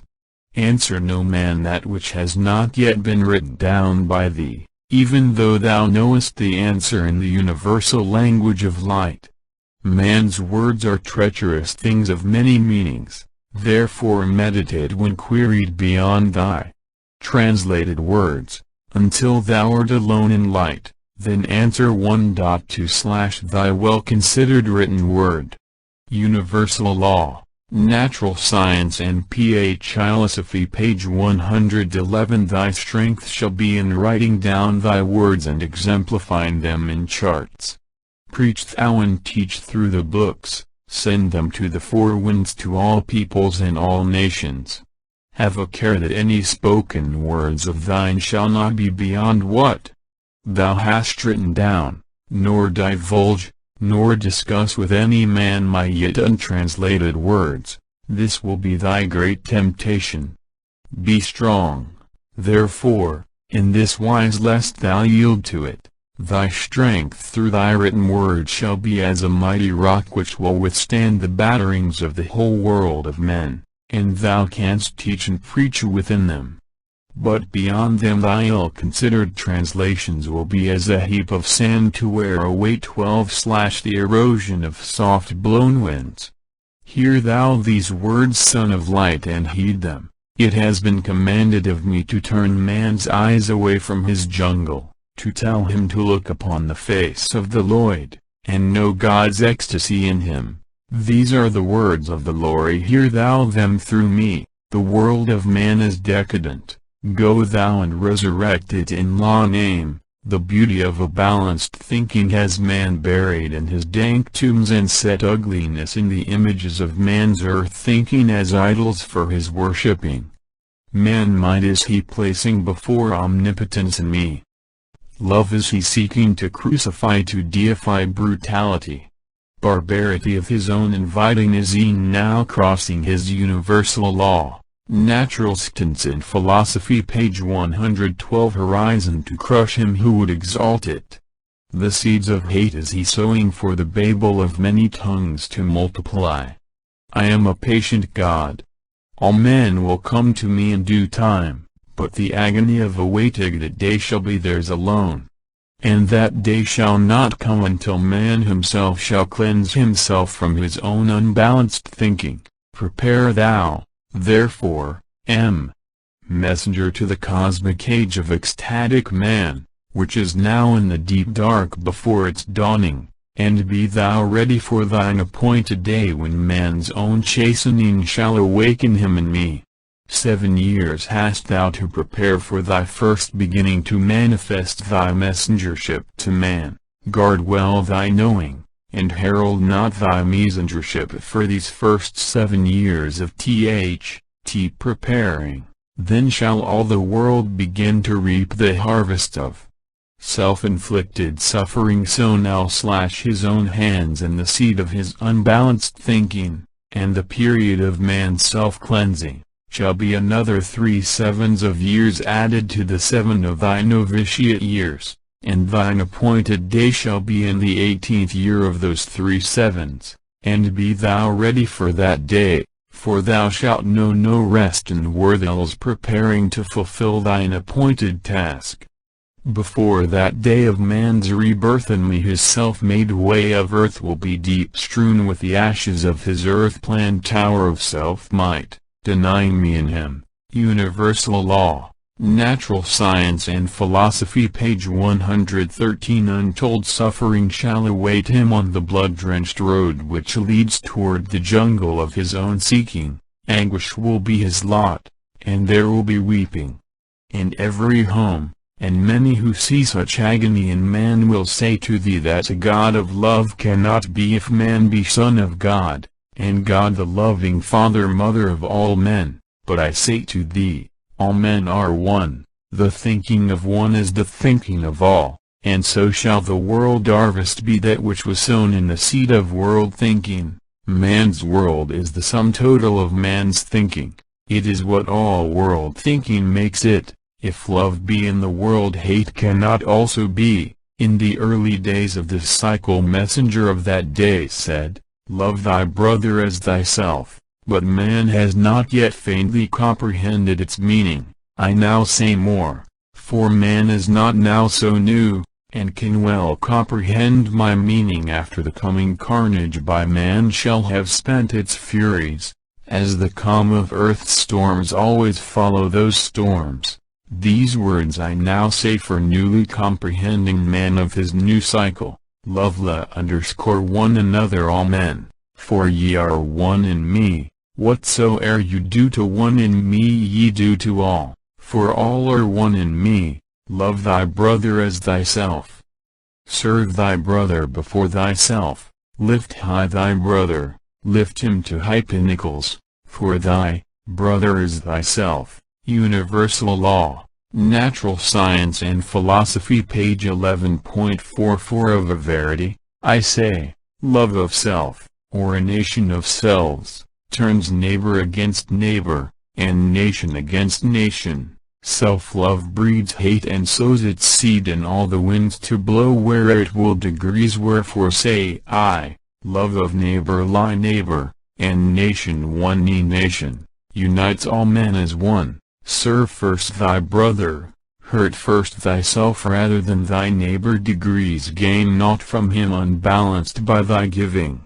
Protect thou the weak with thy strength, for if thou use thy strength against him his weakness will prevail against thee, and thy strength will avail thee naught. Such is a decree which thou well knowest in the inviolate workings of my law which holds balance in all creating things. See thou that man well knows this principle as the foundation of his new day. Conclusion. I have herein given you parts of the unpublished sections of the message which specifically instruct me in quite some detail as to the very manner and method of its delivery, as well as its time for delivery. Yes, and even as to my failings as a man of earth manifesting God as a man of earth, I have given you these instructions for the express purpose of bringing deeply home to you the most important even though hardly believable fact of your life. This fact is that if you know God in you, not just abstractly believing it with some slight reservations, and work knowingly with God, your life will be the highest of the high, forever knowing the peace which passeth understanding, and your achievements will be mighty for the divine you will be in them. Universal Law, Natural Science and Philosophy, page 115. The knowledge of your oneness with God is not possible of instant acceptance by any human in its fullness, as you would instantly accept the knowledge that 2 and 2 are 4. Such illumination is too wonderful for quick unfoldment in man, for every cell in man's body cries out the selfhood of the body, and every sensation of man tells him of reality as being in the senses. You are able to see and feel that which you have long believed to be you, and you have built up a sense of ego or individuality around and within your body which has forcibly separated you from all other men. For they are individuals, also human bodies of persons in countless numbers, all separate and apart from each other. It is not a quick process to forget body and separability of bodies just by being told about it, even though you believe it. Your body is the high hurdle which you must surmount in order to know your divinity. This story of my illumination will help you to realize that you can put aside your body at will to a greater or go in lesser extent and know your divinity to the extent in which you can put your body aside. In meditation you learn to increasingly forget your body and increasingly become God-conscious. Therefore I say, walk and talk with God constantly, from moment to moment. Let meditation become a fixed habit and state of mind. Let it get deep down into your consciousness that God is with you at all times, awaiting to work with you. When you realize that every cell of unfolding and refolding universal law, Natural Science and Philosophy, page 11, matter is centered by God light and controlled in its every second, and that every insect, bird and beast are instinctively controlled and watched over just as you are, whether you know it or not. How much greater is that power of love which is watching over you when you know it and work with it. There is no detail of your life or work that you cannot take under instant advisement with God. Many thousands of times I have asked Him in my heart wordlessly to guide my hand with His, to give balance to my sculpture or painting when it seemed lacking, and always the next brush stroke would be made by God's hand and balance restored. The time has come when cosmic man should perpetually acknowledge God as companion and co-worker and cease to think of Him as the Almighty God afar off to whom he can pray when he needs Him, and at all other times get along by himself. When you are in a quandary you are often prompted to seek some friend for advice, or if some friend comes in your apartment to ask his advice. That desire is prompted by your feeling of need for help, but never ask of anyone before asking God. Make it the most natural thing you do to ask God about it. This you will always do if God is ever present with you and you feel His presence as He works with you. Let me earnestly counsel you against asking, or receiving advice from anyone. No one can advise you unless he becomes a part of you. Your problem must be his problem, and your desire for its solution must be his desire. How many people are there on earth who can be one with universal law, natural science and philosophy, page 117, through love? If you know such a one, you can then merge your unity and God will be in your midst. Degrees such love as that between perfectly mated men and women multiplies your power, for when husband and wife both belong to God, working knowingly with Him, each one is then knowing together, thinking together and working together with God as one. This principle can be well illustrated by group thinking, such as a meeting of directors in a business, or in the Senate and Congress. Such groups should be as one man, for they all have the same interests and problems. The problem of one is the problem of all. How useless would be the advice of anyone brought into such a meeting who did not take the interests of all into his heart. Try to develop the intense realization that if there is but the one universal mind of God, then you are that mind, and your thinking is God's thinking. Meditation will do that one. The more you meditate with God by taking all of your desires and problems to Him, the more you will develop that oneness. Every meditation is a partial illumination, for you cannot possibly open your mind to God without God immediately responding. And above all things, do not desire the full illumination until, and unless it comes to you. It will come when you are ready for it and not before. Rejoice in every partial illumination which you will always recognize by the ecstatic or even joyous feeling which inspiration always engenders. Universal Law, Natural Science and Philosophy by Walter Russell, SCD. Lesson number 8. The Walter Russell Foundation, Swannanoa, Waynesboro, Virginia. Copyrighted 1950 by Walter Russell. Questions and answers concerning meditation, prayer and cosmic consciousness. How often I have told you that the greatest miracle which can happen to you is the discovery of your immortal self. I would say that again and again for 1,000 times. Let me add to it by telling you that one inspiring hour alone with God, in communion with Him in His light, is worth more to you than all the possessions of all the earth, all of its jewels, its gold, yes, even its richest thrones. This highest of all the attainments of man, I am trying to open up to you through your continued growth of comprehension. Do not think it is easy for you to acquire such a high goal overnight. That is impossible. Many write that they have followed my instructions carefully but cannot decentrate to the stillness of zero, try how they may. The following is typical of many such questions. Question: although your instructions seem explicit about decentrating to the zero of stillness, I have great difficulty in doing so at will.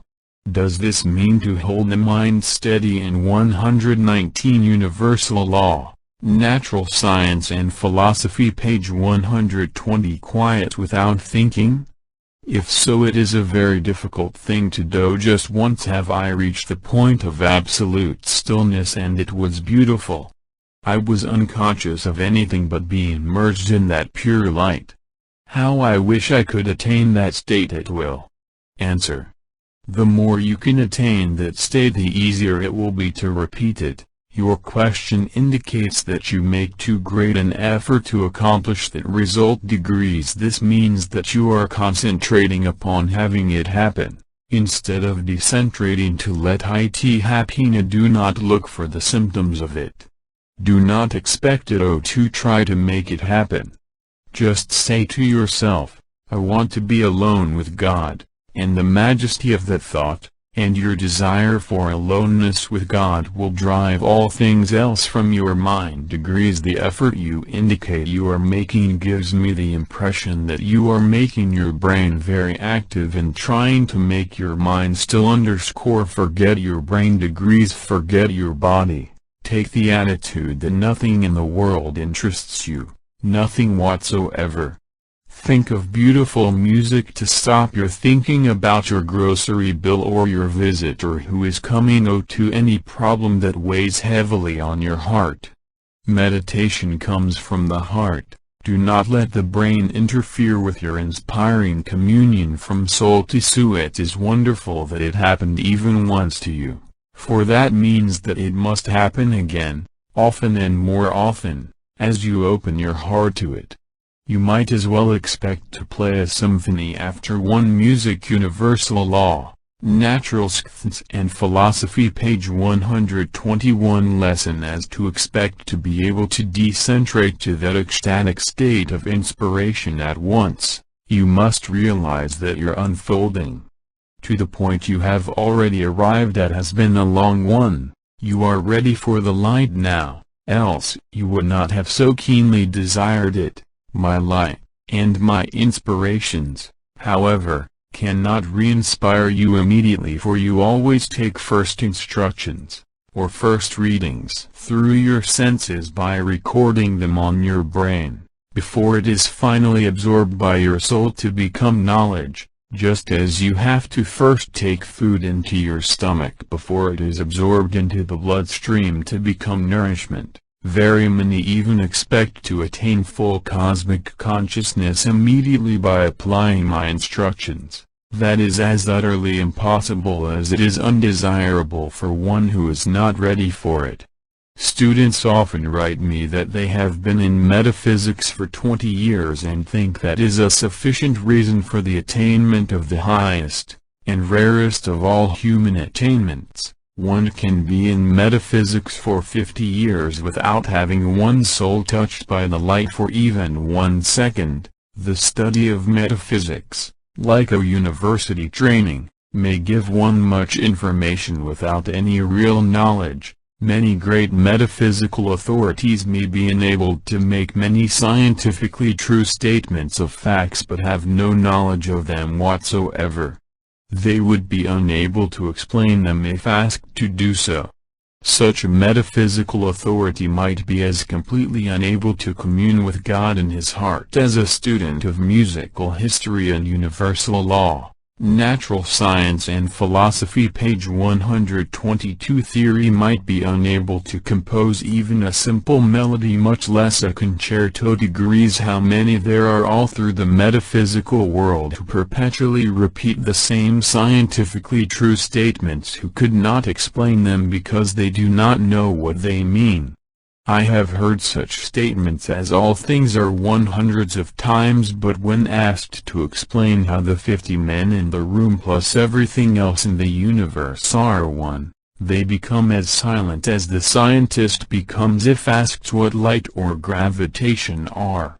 The only way you can ever find that great treasure which is yourself is to be able to decentrate to the point where you can forget your body and be aware of your immortal soul. I can tell you how to do this through these lessons, and I can undoubtedly re-inspire you with the light of my inspiration, but only through your own great desire and cooperation with the principles, practices and instructions I am giving you. I cannot even do that unless you let my soul touch your soul instead of just treating my words with your senses. Metaphysical students and teachers have often told me that they have known some of the things I am teaching for 25 years. This is not true, for most of the knowledge given in these lessons has never before been known on earth. I want this to be thoroughly understood, for it is important to you that you know the difference between stating a fact which really is a fact and knowing it. I will give you a simple example to exemplify to your meaning. For centuries people have made these two true statements: universal law, Natural Science and Philosophy, page 123. God is love and God is light. Yet no one up to this day has any knowledge whatsoever of their meaning. Until today the meaning of love is an abstraction to the metaphysicist, clergyman or layman alike, and the meaning of light has never been defined or explained by science. If mankind ever knew the meaning of love, we would have had a different kind of a civilization.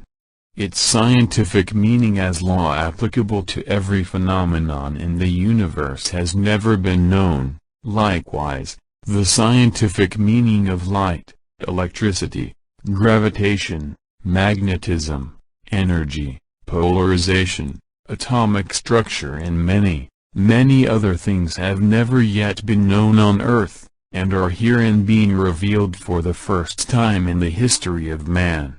So much for the true statements which are made but not known. Degrees. There are an equal number of untrue statements constantly being made in both metaphysics and science which are believed to be true, but cannot be tested as true or untrue because of lack of knowledge regarding them. I will also quote two of these as examples. Degrees. Metaphysicists and metaphysical books have for years been saying, get into the high vibrations of the spirit, and out of the low vibrations of matter, and it is only in your consciousness, so it is not real. Not knowing that the light of consciousness is the only real it, there are no vibrations whatsoever to the spirit. Degrees. The light of the spirit is absolutely motionless, while the vibrations of matter increase with density and decrease as they approach the stillness of space. Such teachings are very confusing when one universal law, Natural Science and Philosophy, page 121 says, in one breath, seek the high vibrations of the spirit, and in the next breath, be still and know. There is one thing in particular which the Divine Iliad message teaches that no one has ever heard of before, nor taught, that is the principle of decentration, or expansion of the senses, in order to forget body and become holy mind when in meditation or communion with God. Degrees. Teachers have taught that one must concentrate in order to conceive idea for creative expression. Such teachings defeat the very purpose of meditation, for concentration focuses the senses to a point, and thus forces body awareness, while decentration expands the senses and thus aids body forgetfulness and spiritual awareness. Decentration is a relaxation of the senses to give freedom to the mind to conceive idea from its source, while concentration tenses the seat of sensation in the brain and prevents reaching beyond the electric activity of the brain and to the stillness of the seat of consciousness from where our knowledge comes. My teaching regarding decentration is an entirely new principle, for no one has ever thought of or suspected it as an attribute of the mind until God gave me this knowledge and commanded me to teach it. You have read a few of the words of God's command to me in Lesson No. 7. As proof that this principle was never before known on earth, or had ever entered human consciousness, is that no word which covers that idea has ever been provided. The dictionary makes no provision for the thought, for it has no word for it. Universal Law, Natural Science and Philosophy, page 125. In the same sense, many will say that they know God, and have always known Him, basing such a statement upon the recognition or belief that God exists. Belief is not knowledge. I say to him who believes that he knows God, if you know God, you can define Him and relate Him to nature and nature's processes. Can you do that? Naturally he cannot, for no one has yet known God sufficiently to define Him as a scientific fact until He Himself gave that knowledge through His message to those who are able to comprehend it. That is the way God unfolds all creating things. He gives that for today which is of today. If God had long ago been definable, there would be but one religion and one concept of God, instead of many religions, because of the many concepts of God. Out of this new knowledge contained in the message, and its teachings, will come the one God and one religion. Nothing can stop it, for it is God's plan to now blot out the vast ignorance of man which is keeping him in the barbaric stage of .1_112141, where he still kills, in order to take, and is himself killed because he still takes. Until human relations are based upon the love principle of giving for re-giving, which God gave as His one law of rhythmic and LIC interchange in all transactions of man and nature, mankind will be on the descending direction of self-annihilation in the mass, while the few who do know, and who live the love principle, will survive. And out of these few a new civilization will be born unto the glories of God. Universal Law, Natural Science and Philosophy. Page 12. I tell you this because of the present decadent state of man in the mass, whose ever-growing greed for possessions, even to whole world ownership, will as surely break him in the measure of his own breach of the law. These present wars of man are the manifestation of greed killing greed, and greed must disappear before love can be in the world. In relation to this idea, God's words and the message are, if love be in the world, hate cannot also be. Question: how long do you think it will be before people will stop praying to God as a God of fear and wrath and know Him as a God of love? Answer: just so long as fear, wrath, crime, selfishness and greed and the wars which are their harvest continue as the practices of man, just so long will his God be a wrathful, vengeful God who invents untold tortures for sinners. Man conceives a God of his own image, and that conception which he imagines always reflects himself. Question: why is it that people ever got the idea of a God of fear and wrath? The Bible is full of it. Why should it be in the Bible if it is not true? Answer: when man first began to think at the dawn of consciousness, he then began to arise from his jungle ages, and he was slow to throw off the habits and practices of the jungle. Early man was fearing man of wrath. He feared the wrath of all things, tempest and avalanche, torrid heat and icy cold which froze his infants at their mothers' breasts. He feared the jungle animals and reptiles which smote him mercilessly, even as he, Universal Law, Natural Science and Philosophy. Page 127. Himself, smote mercilessly. When he suspected the existence of a God, he could not think of him in any other character than a wrathful God of fear, for he knew naught else be wrath and fear and killing mercilessly, for he was still brute man, and he could not conceive of any other kind of a God than a brute God. He could not possibly conceive a God of love, for he had not yet begun to have the slightest trace of knowing what love meant. All during those early pagan and barbarian days men appeased God and gave him pleasure by slaying men by thousands, sacrificing their own sons, and shedding rivers of blood upon their altars. They filled fountains with the blood of dozens of animals to baptize newborn infants. They cleansed sinners by plunging them beneath those bloody founts which we still sing about in our hymns. The entire Bible is a true record of the history of its day. It tells of the nature of people of that day, and that record is invaluable to tell us the nature of past ages of people. Long after the Bible was assembled, gladiators still killed each other for the amusement of women and children of that day. In the time of Jesus the very altars were daily drenched with blood.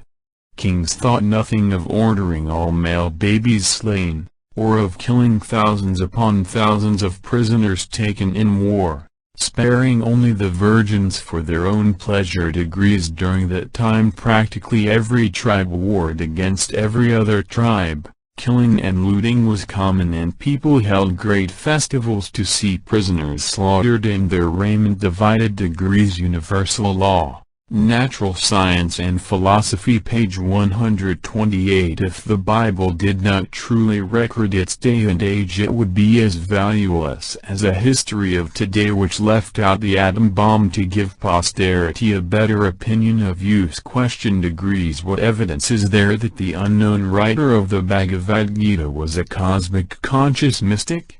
Answer: all who have known the illumination speak the same language in words which may differ but in meanings which are identical.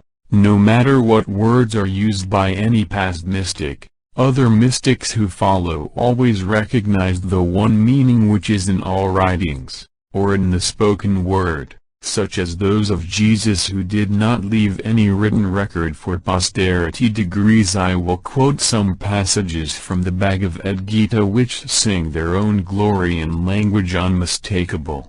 Another sun gleams there, another moon, another light, not dusk, nor dawn, nor noon, which they who once behold return no more. They have attained my rest. Life's utmost boon. 0. Chap.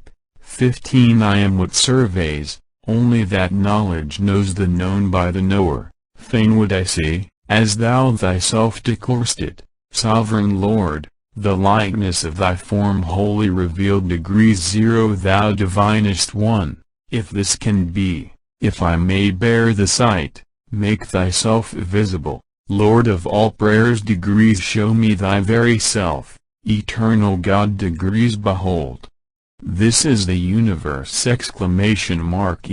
Look. What is live and dead I gather all in one in me.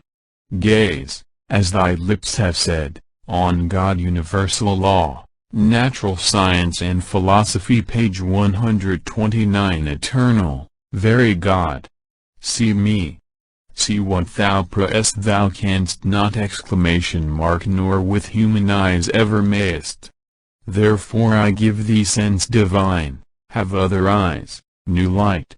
And look, this is my glory, unveiled to mortal sight. Chap. 11. Of many thousand mortals, one, perchance, striveth for truth, and of these few that strive, nay, and rise high, one only here and there knoweth me as I am, the very truth. Chap. 7. For in this world being is twofold, the divided, one, the undivided, one. All things that live are the divided, that which sits apart, the undivided. Chap. 15. I am the spirit seated deep in every creature's heart. From me they come, by me they live, at my word they depart. Chap. X. Every line of the entire Bhagavad Gita is recognizable by any mystic as the unmistakable work of a supreme mystic. Furthermore, any writing purported to be the work of an illumined mystic, but is not as represented, would at once be known by another mystic.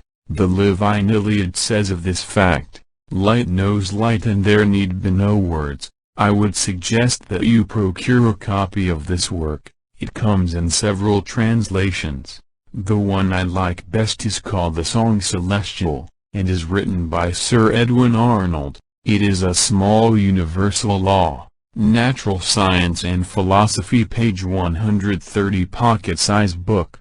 The only other book which I would recommend for you to read upon the subject of cosmic consciousness is the fine book by Dr. Richard Morris Buck, published in 1910.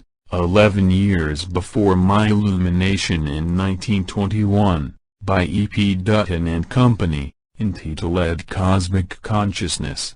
In 1925 someone called my attention to this book, which is a very close description of what happened to me in my 39 days and nights of cosmic consciousness in 121.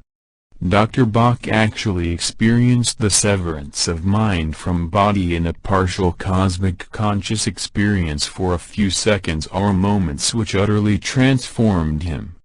His own words are very illuminating in this respect. I hereby quote him from page 9 and 10 of his book. It was in the early spring, at the beginning of his 36th year. He and two friends had spent the evening reading Wordsworth, Shelley, Keats, Browning, and especially Whitman. His mind, deeply under the influence of the ideas, images and emotions called up by the reading and talk of the evening, was calm and peaceful. He was in a state of quiet, almost passive enjoyment. All at once, without any warning of any kind, he found himself wrapped around as it were by a flame-colored cloud. For an instant he thought of fire, some sudden conflagration in the great city. The next he knew that the light was within himself. Directly afterwards came upon him a sense of exultation, of immense joyousness accompanied or immediately followed by an intellectual illumination quite impossible to describe. Into his brain streamed one momentary lightning flash of the Brahmic splendor. Universal Law, Natural Science and Philosophy, page 131, which has ever since lightened his life. Upon his heart fell one drop of Brahmic bliss, leaving thenceforward for always an aftertaste of heaven. Degrees. Among other things he did not come to believe. He saw and knew that the cosmos is not dead matter but a living presence, that the soul of man is immortal, that the universe is so built and ordered that without any peradventure all things work together for the good of each and all, that the foundation principle of the world is what we call love, and that the happiness of everyone is in the long run absolutely certain. Degrees. He claims that he learned more within the few seconds during which the illumination lasted than in previous months or to even years of study, and that he learned much that no study could have taught. Dr. Degrees Buck also says, page 6, the Savior of man is cosmic consciousness, in Paul's language the Christ. This experience was never repeated with Drive Buck, but he gave his life in study of it as related to the few mystics of all time. Degrees. He lists 37 partial and complete illuminations, and cites many extremely interesting facts, in comparing one with another, which will help you comprehend this supreme happening much better. Degrees. When you read of those very few cases out of billions of men born on earth during the last 3,000 years, it should not make you wonder why it does not happen to you immediately after becoming aware of it as an existent fact. Nor should you feel disappointed because I cannot open that door at once for you. Universal Law, Natural Science and Philosophy, page 132, which you alone can open. Rejoice, rather, that the light comes to you a little at a time, more and more, as ignorance is voided with knowing, as comprehension of the message gradually reaches your heart and soul. That is why I keep persisting, that you take one paragraph at a time and meditate upon it until your soul knows what your senses have read in words and recorded upon your brain. Until it gets beyond your brain into your consciousness you do not know it.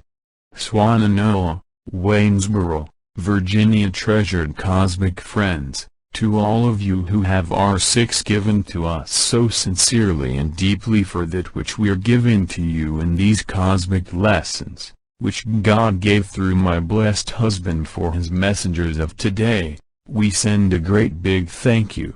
The letters have been so richly rewarding after the first 4 lessons and mean more to us than words can ever say.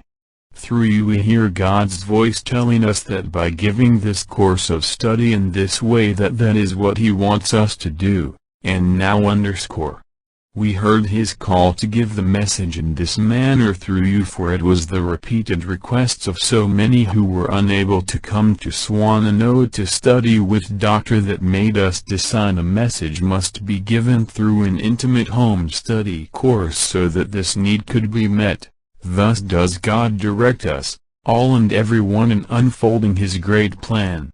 You will remember reading in Lesson 7 how God commanded my husband to spread the message through his well-chosen written word to all nations and people, and in giving this home study course he is obeying that sacred command, so that we may share with you the words written to us by other cosmic messengers, of whom you are all such a tangible part. We will give some brief excerpts from some of the precious letters received. The most glorious human experiences that of sharing, and while it may be many months before we can know the touch of your warm hand clasp, we can share the warmth of this love. Reggie Van 133. Wish we could share all the recent letters with you, for all are so wonderful, since they portray an understanding and appreciation that only comes with knowing. However, space will only permit these few, and later we will share more with you. These excerpts are from a clergyman, lawyer, doctor, businessmen and women and homemakers. The lessons are truly wonderful degrees. I have read and reread them with much joy and inspiration, and I am glad to say with constantly increasing understanding. These lessons are very precious to me as instruments for developing cosmic consciousness.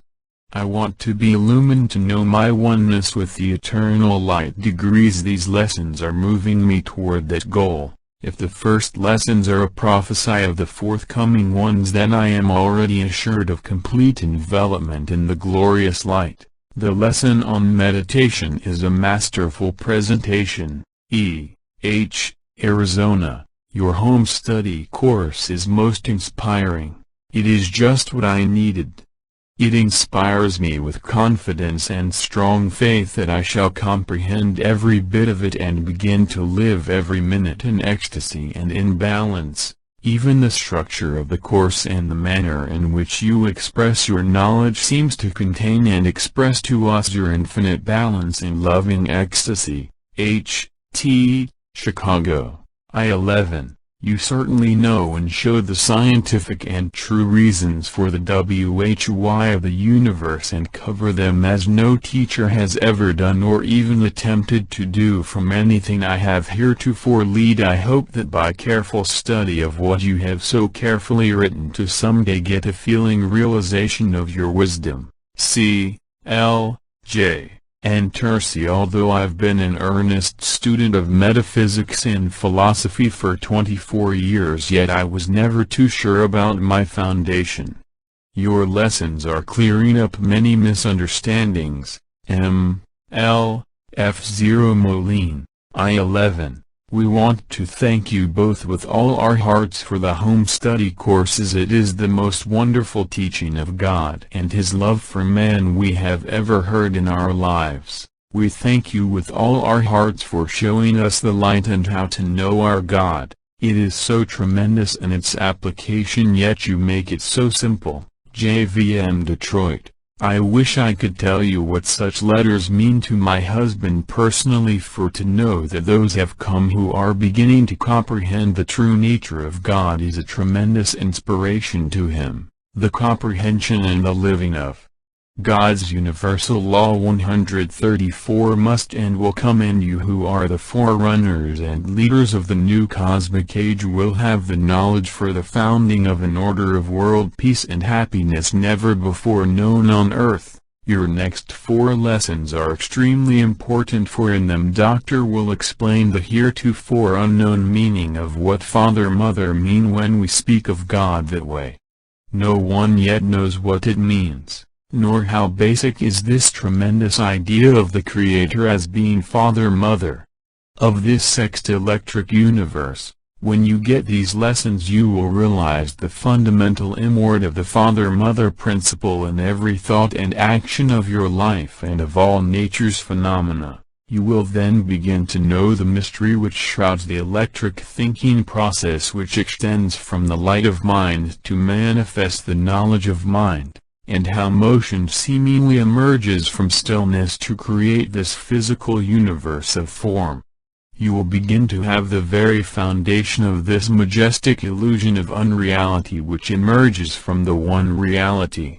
Gradually this idea will be constructed by simple diagrams and simply worded postulates, axioms and examples, which will give you so vivid and clear a comprehension of this sext-electric universe that your inner vision will see God face to face, and hear His inspiring inner voice in communion with you in a manner which would be impossible without that comprehension. My husband believes that he can now make you fully comprehend why this physical universe is not real, being but an illusion of God's imagining. How comforting when one comprehends that in the unreality of matter there can be no death, sin or evil, leaving naught but love and eternal life. He has long felt that it could 135 not be explained to one who has not himself known the complete illumination into cosmic consciousness, but now fully believes that by laying a proper foundation in point-to-point simple steps the unreal universe can be comprehended for the unreality it actually is the undivided father-mother principle from which emerges the divided father and mother principle of pairs of sexed opposites will be the first simple step in the direction of transforming you into an advanced scientist. Remember, my husband is entirely God-taught and perhaps is the only man who has ever earned a doctor's degree of science without going through college, for as you know he was forced to leave school at 9 years of age. So, by taking his teaching one step at a time, you will not only unfold in God-awareness, which means personal happiness to the nth degree, but you will find yourself becoming a natural scientist and confounding professors in physics, as some of Doctor's students write him that they have already done. Always remember to take these lessons slowly, for on first readings you may well miss the deep import of an explanation which may appear too simple to ponder on. As I often hear my husband say, a simple story is the hardest to tell, and I would add it is the simple story of life that man has made complex by his unawareness of its basic simplicity. Know our every thought is with you always, and note to we measure you so deeply for your help in spreading God's message with us. Our love to you. Sincerely yours, 136 Lau Russell.